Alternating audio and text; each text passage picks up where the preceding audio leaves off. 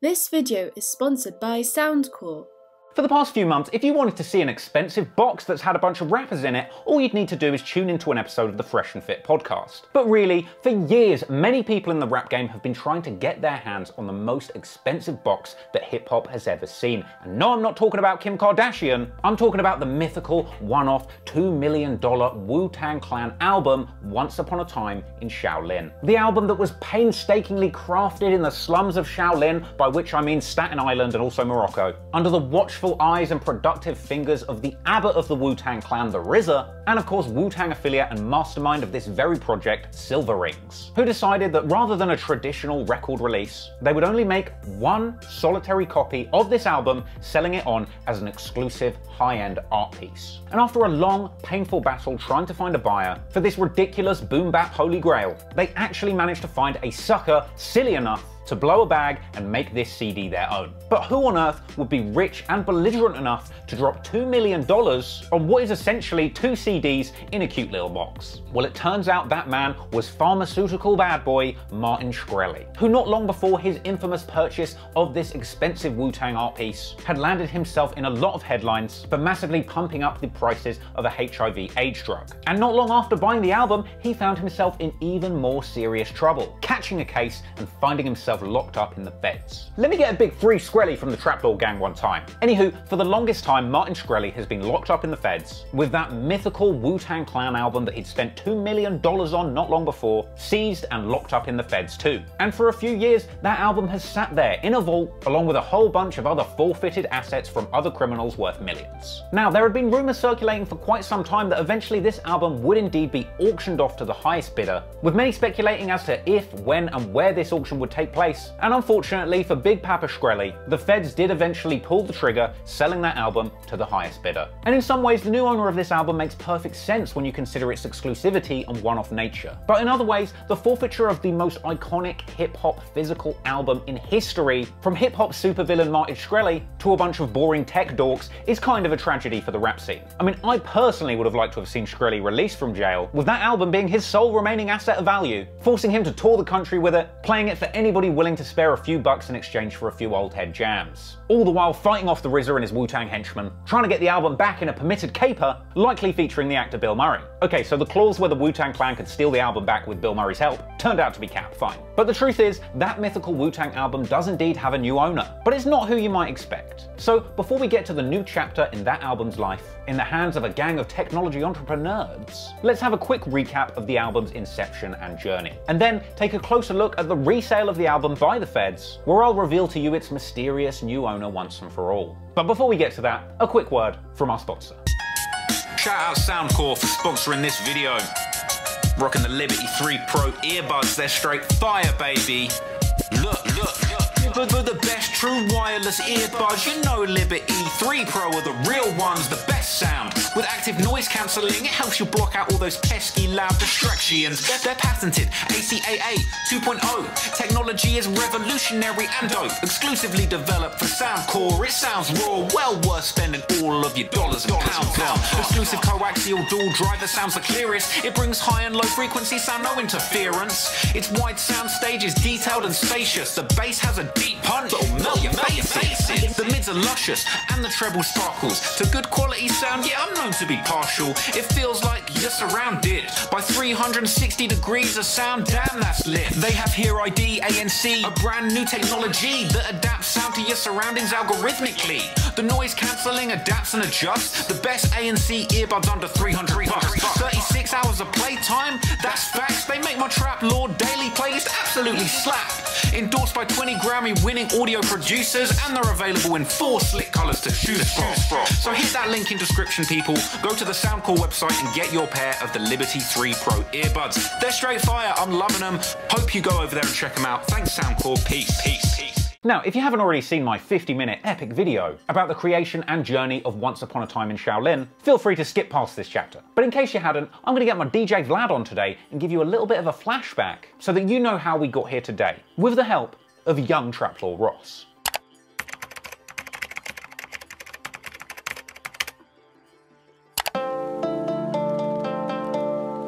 I know what you're thinking. God damn, you know the Wu-Tang fell off when they drop an album and only sell one freaking copy. But Once Upon a Time in Shaolin is unlike any other album ever sold. The album started its life all the way back in the late 2000s, under the production guidance of Dutch Moroccan Wu-Tang affiliate Silver Rings. Him and RZA would dream up this ingenious plan to use some kind of clout-based alchemy to convince the world that their dollar store Wu-Tang knockoff album was somehow worth 7 figures. A genius move that in order to work would need to capture the imagination of the public and one rich asshole. The sale of the album had a stipulation that whoever bought it couldn't commercially re-release it for a period of 88 years.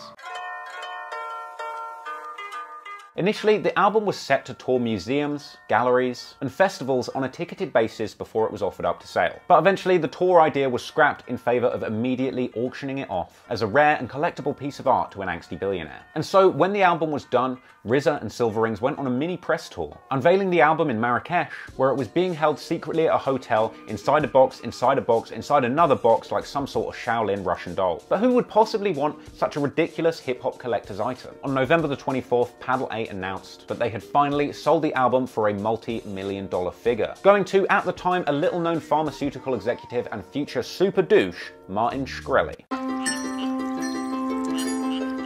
Martin Shkreli is a true supervillain out here in these streets finessing tens of millions of dollars. So in 2011, Shkreli started his own pharma company called Retrofit. They had a novel strategy of buying obsolete old medicines, then repurposing them as treatments for rare and obscure illnesses. But at the time when he bought the Wu-Tang album, he was just a regular, unknown, rich asshole looking to flex on everybody. So at this point, he's a little eccentric, big in the drug game, and got deep pockets, but hasn't yet become the ratty Dr. Evil we would all later know and love him as. So with that in mind, one important question remains. Why would anybody spend $2 million to get their hands on a one-of-a-kind Wu-Tang album? Once Shkreli realised that the album would attract celebrity attention, he was in. However, the beautiful cosmic irony of this entire situation is the fact that in between buying the album and his identity being revealed as the buyer of the album, Shkreli already became famous for something else. One tablet of Daraprim used to cost $13.50. The drug maker recently increased the price to $750. Shkreli's company implemented a tightly controlled distribution chain and famously implemented a 56 times price increase. From then on, he was forever known as Pharma Bro, constantly being a clown on social media and doing anything that he could to keep his name ringing in these tweets. Interestingly, RZA started catching public flack for having sold the album to Shkreli once the details of his Daraprim price hike became public. Everyone was pissed and RZA made a public statement saying they agreed the deal before Shkreli's business practices came to light, and when they did find out about Shkreli, they decided to give a significant portion of the proceeds to charity. On January 22nd, Ghostface came out calling Martin Shkreli a shithead and saying that he should release their album. Would you like the CD out in the public? Of course. What you gonna hold it for 88 years for? Honestly, the whole thing at this point is just completely baffling, and everything reached crescendo point when Shkreli appeared on the most hip-hop radio show in the game, The Breakfast Club. One standout moment was the incredible revelation that his interest in the Wu-Tang Clan had come from a love of that classic Wu-Tang financial sketch from Chappelle's Show. When they had the Wu-Tang financial skit on the Chappelle Show. Classic. It's time to enter the 36th chamber and step to the Wu-Tang Financial. You need to diversify your bonds, nigga.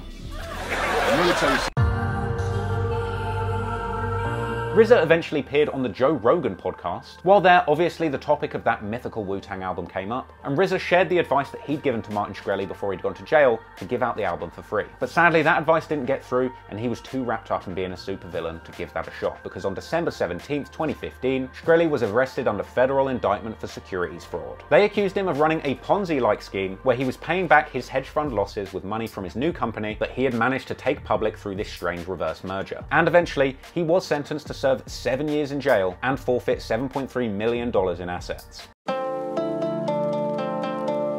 Now, even before Shkreli was hauled off to jail, there was a lot of speculation about the fate of this legendary album. In a Vice interview, he mused on potentially destroying it. I could see myself in a place where I break it. Though later bizarrely saying on Twitter that if Donald Trump won the election, he would release the album along with other unreleased music that he owned for free, but alternatively, if Hillary won the election, he would smash the album. Now, as we all know, Trump won the election, and while Martin wasn't actually allowed to leak the entire album due to contract restrictions, he kept good to his promise and played the first 2 tracks of it in a live stream.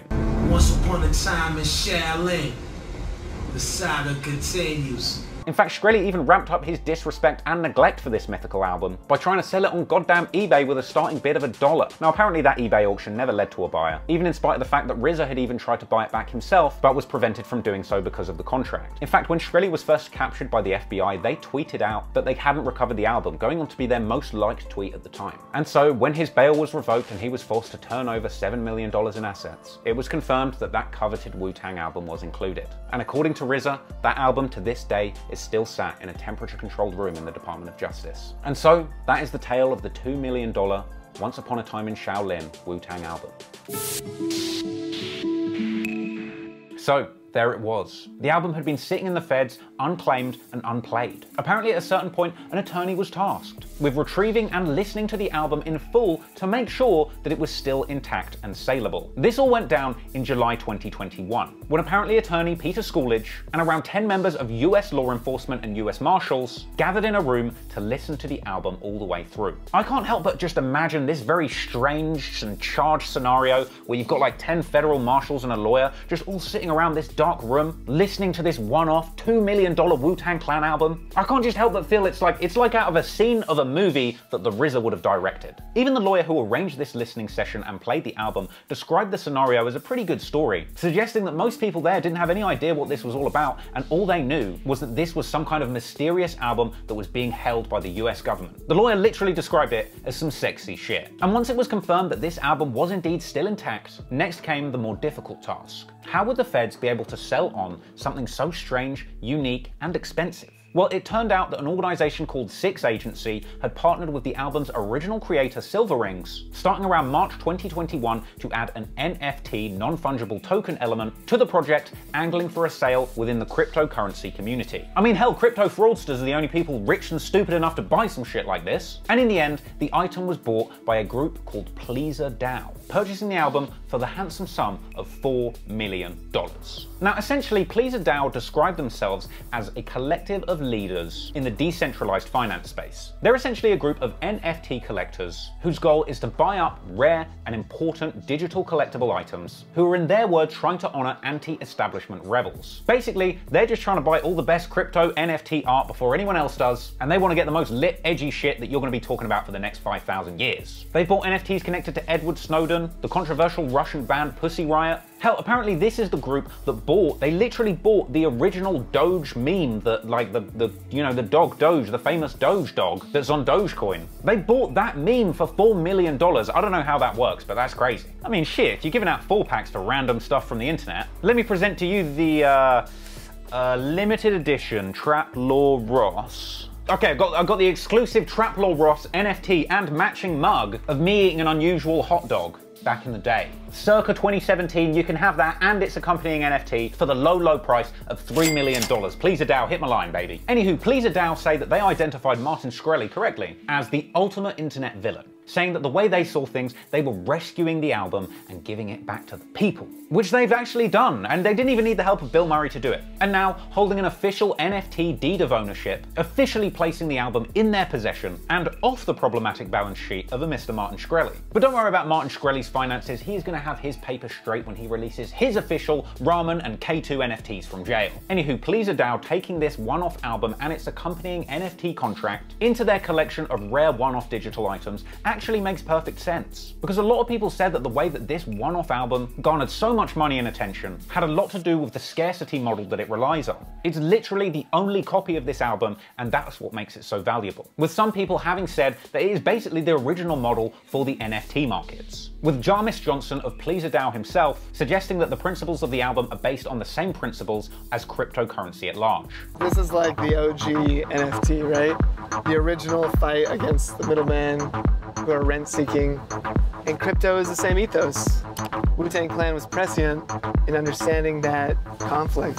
That doesn't necessarily mean that the album will never be heard, however, because Wu-Tang fans will be rejoicing at the fact that he is already discussing an art gallery style exhibition potentially allowing up to 200 people at a time to feast their ears on this exclusive piece of Wu lore. It's exciting stuff, but the story behind how this album changed hands is still a little bit mysterious. But thankfully, a lot of the mystery around what happened was blown wide open on October the 20th, 2021, when Pleaser DAO released a slick mini documentary on their YouTube channel, going into great detail about how this mythical mythical album came into their possession. And this video featured a lot of exclusive shots of the disc and the box itself, giving more of a glimpse of this amazing art piece than had ever been seen before. And in this video, they actually follow Jarmis Johnson on the day that he went to collect this $4 million album, accompanied by 3 armed security guards. And I'll tell you what, I think he needed those security guards, because just imagine you get jumped for your $4 million Wu-Tang Clan album and your Timberlands outside, it's not the one. But really, the video is all about that breathtaking moment where he finally opens the box to reveal the album. I'm very lucky to be here right now doing this. That is incredible. Honestly, for somebody that's been following this album for years, this is a jaw-dropping moment. And for me, just seeing somebody interact with this physical object in person makes you feel like it has just some kind of strange power or just deep intrinsic value. And it's clear in the video that when he opens the box, something truly special is happening. And as the video goes on, Johnson meticulously lays out every component of this complex and ornate art piece, showing off all of the nuanced detail that has gone into crafting this masterpiece. Get it.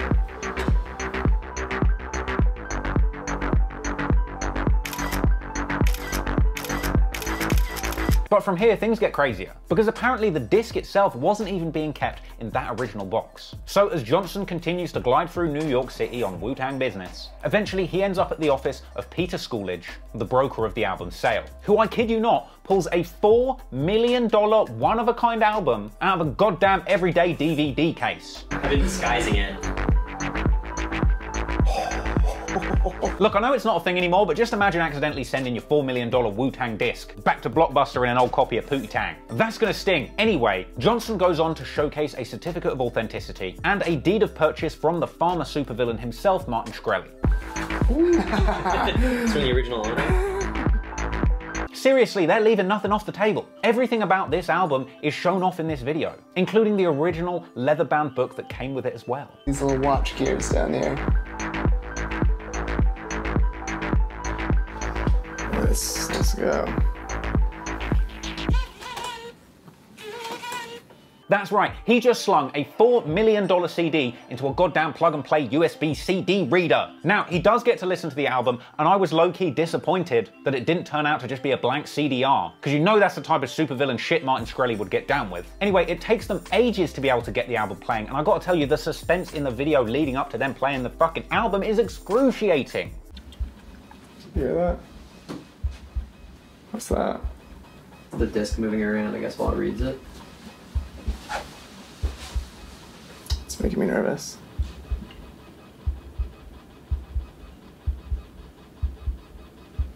You could just be reading it in VLC, I think.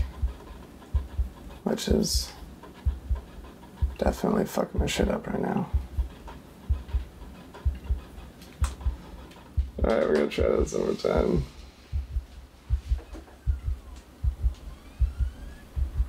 Please work. Oh god, the tension! Now, as if the plug-and-play USB CD reader wasn't bad enough, he eventually throws the disc into a goddamn portable CD player. Some of my younger subscribers probably don't even know what one of these is. And while we unfortunately didn't even get a cheeky snippet of the album, you could tell from Johnson's real-time reaction that that shit was straight fire.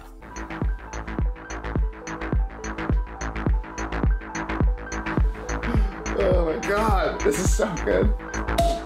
Honestly, this moment almost gave me the chills. I can't imagine what he's hearing. I can't imagine how he would have felt. I mean, just look at him. That is the face of a rap fan listening to $4 million worth of Shaolin gold. I mean, just imagine you weigh out $4 million to listen to a rap album that everybody knows about, but nobody has ever heard in the world. Like a handful of people have heard this album. You spent $4 million and you're listening to it on a goddamn device that cost 20 bucks and was probably made 30 years ago. That shit must slap differently. So after the listen and popping a quick bottle, Johnson jumps on a call with Silver Rings, the mastermind behind the album himself, for a celebratory phone call. Whenever you need us, we're here, man. And congratulations. Hey. Wait to see what the world's gonna say. One chapter closes, another one opens. Exactly. You guys been sipping on that champagne? Yeah, maybe a little bit.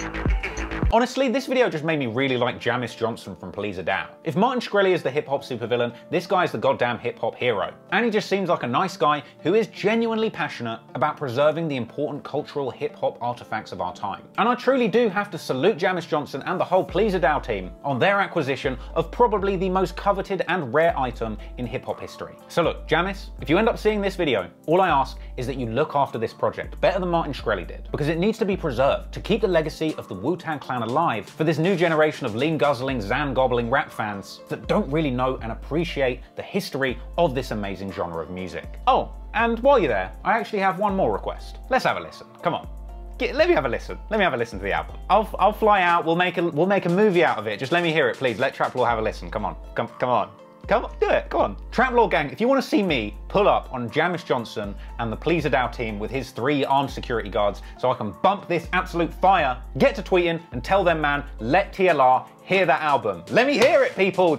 I want to hear the album. Let me hear it. Hope you enjoyed that video. Hope you enjoyed the update. I was really excited to just jump on, do a quick little update video about this Wu-Tang thing because I personally am really fascinated by it. I'm really pleased that it's changed hands because this means we're one step closer to potentially getting to listen to this thing, okay? These guys, they might tour it, they might take it around, they might let little old me come listen to it. I fucking hope so, that's gonna be lit. Anyway, hope you enjoyed that video. I got another long, one of those videos coming next, and I'll tell you what, I think this next video, it's gonna go crazy, okay? I'm really proud of how this one's coming along, and I think you're gonna love it. Appreciate everybody that's been showing love to the last couple of videos. Toronto, Atlanta, it's lit.